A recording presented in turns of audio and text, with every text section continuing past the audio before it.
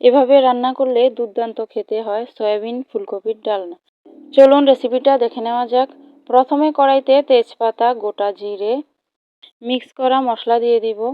মশলাটায় দিয়েছি আদা বাটা, জিরা বাটা, ধনে গুঁড়ো, হলুদ গুঁড়ো আর মরিচ গুঁড়ো। এবার ভালো করে মশলাটা কষিয়ে নিতে হবে।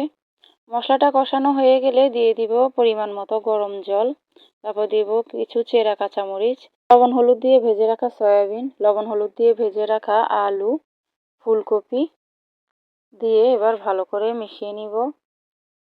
হয়ে গেলে গরম মশলা বাটা দিয়ে ভালো করে মিশিয়ে নিব।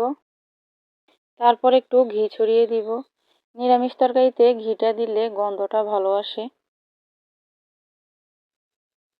এবার ভালো করে মিশিয়ে নিব।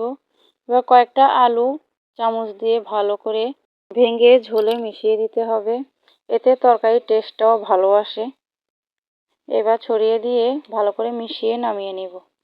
আমার ভিডিওটি যদি ভালো লাগে অবশ্যই সাবস্ক্রাইব করবেন।